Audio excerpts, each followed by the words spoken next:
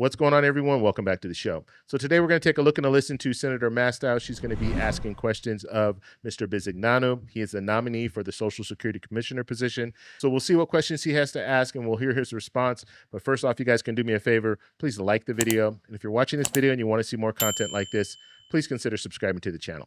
Masto. Thank you, Mr. Chair. Mr. Bisignano, thank you so much. Thank you for having me. For meeting with me. I appreciate it.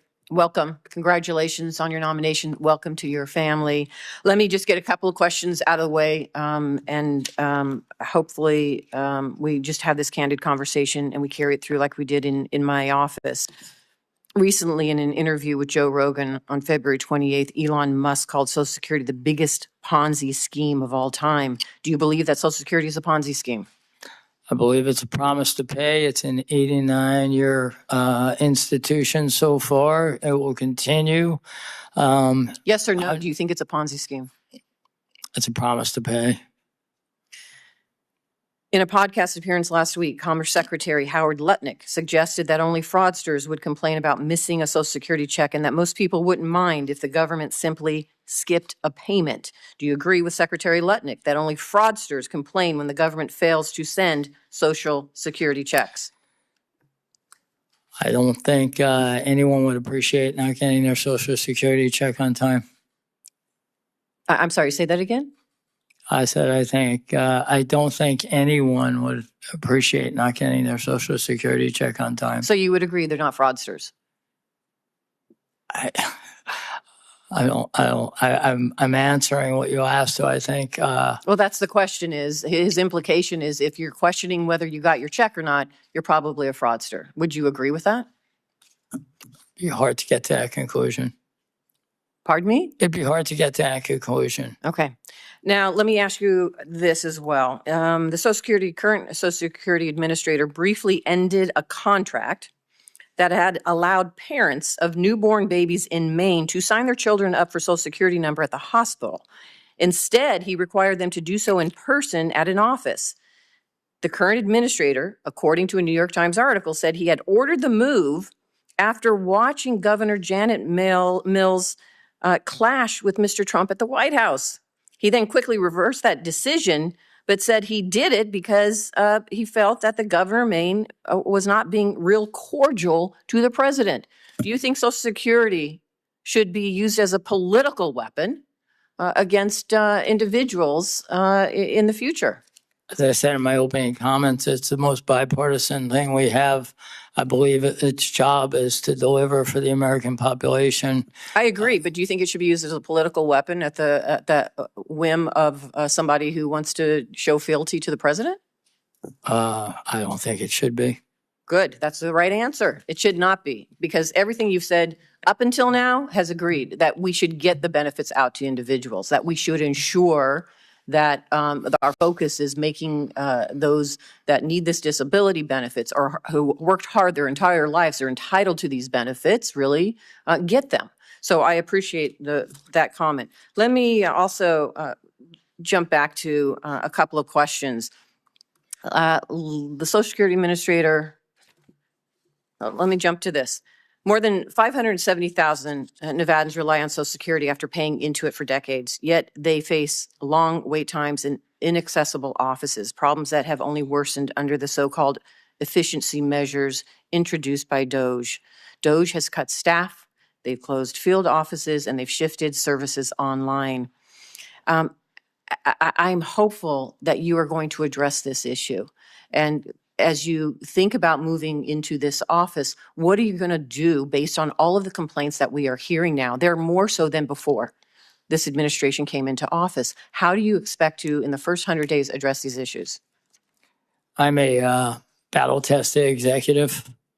In the mortgage crisis, when I was asked to come in and work shoulder to shoulder with the government, we figured out how to clean up a pretty big mess. And so would you reverse some of the DOGE decisions if you felt that they were inappropriate and they weren't getting to the beneficiaries the information, the benefits they need? Any decision I thought was inappropriate would be relooked at. All issues. And you'd be willing to reverse it if you felt I'm sorry? it was appropriate. And you would be willing to reverse it if you felt it was appropriate. if something was inappropriate, it would be changed. Thank you. And then finally, let me ask you this. There's a lot of concern, and rightfully so, about individuals who don't even work in the administration. They are actually rifling through the personal information of Americans. And I am hopeful that you are going to guard that personal information for anybody who has provided it to Social Security Administration. Are you willing to protect their private information? I've done it my whole career. That's yes? I've done it my whole career. That would be yes. Thank you. Thank you, Mr. Chairman. Okay, that was Senator Cortez Masto. What do you guys think? It's interesting listening to Bizignanu talk. He doesn't answer questions directly, right? So even the last question that she asked him, he got to the yes, but before I've done that my whole life. I've done that. So it's weird, but when you ask a yes or no question, you answer it yes or no, usually. But he doesn't seem to do that. And there were a few other questions that were out there where he did the same thing. And I just think it just makes for them having the senators ask you the question again because you didn't answer yes or no. So you're saying yes? Okay, yes. It's one of those things. I had to receive court training because I worked in law enforcement, so I had to appear in court from time to time. And they always told you, yes or no, yes or no. Don't get into, make sure you're clear, because if you're not, then that attorney is going to keep needling you and asking you different ways to get to that yes or no. So just be, don't try to help the matter. Just answer the question yes or no. That's simple. And try not to elaborate if you don't have to. So I just find it interesting how he does that. But when it comes down to it, she was asking him about more pledges as far as Ponzi scheme and all that different stuff. Even the Ponzi scheme, he didn't answer that question directly. Yes or no, do you think Social Security is a Ponzi scheme? He didn't answer yes or no. Just say, yes, I think it is, or no, I think it's not. He got to the point where it was like, no, it's not, but he didn't say, no, it's not. At the very least, he was being a little evasive when it comes to that. And I don't get this whole thing when it comes to the whole Ponzi scheme thing. Look, if you have a Ponzi scheme is not going to last for 89 years. Because once people find out that it's a Ponzi scheme, then guess what? It collapses. And so in this, using that example to me, it's laughable. But you still have politicians say that. You still had Elon Musk say that. But that's not the reality. When it comes to Social Security, it's not a Ponzi scheme. It is a system that you pay into. You pay into it for your whole working career. And then when you retire, yes, you are eligible to receive Social Security benefits. And the people who are currently working are the people who are paying for the people who are receiving retirement benefits. And we also have a trust fund. We have money that's sitting in a trust fund that over the years, we were able to have money in that trust fund. Social Security is not going to go bankrupt because we have people that are currently working. As long as we have people in the workforce, we will have Social Security. However, when I talked about that trust fund, right now it's about $2.6 trillion sitting in that trust fund. That trust fund is being slowly depleted because right now, people who are working, they're contributing to FICA, but there's not enough money that's being brought in through FICA to pay out benefits at 100% to the people who are currently receiving benefits. And so they're slowly taking a little bit from those trust funds. And in about 8 years, those trust funds are going to be completely depleted. At that point, if Congress doesn't act, then we're looking at about a 23% cut.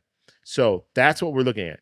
Social Security will still be around, but there'll be less money for the people who are receiving benefits if Congress doesn't act. Now, the hope is that Congress will make some changes and reform Social Security so we won't have to be looking at a situation where people receiving benefits get that 23% cut. But that's the reality. So it's not a Ponzi scheme. It is a system that's been working for 89 years, and it will continue to work as long as we have people in the workforce. And if you think about it, I don't see why we wouldn't have people in the workforce unless robots took over everything. And then I think we'd have some more issues that we would have to be dealing with in that case. So that's all I have for this video, but I want to know what you guys think in the comments below. If you like this video, please give me a thumbs up. Please subscribe for more, and I'll talk to you in the next one. Bye. So that's all we have for this video. Make sure if you guys want to send me an email, you can do that, david@thetecshow.com. Like the video, subscribe for more, and check out these videos over here for some more great content. Talk to you later. Bye.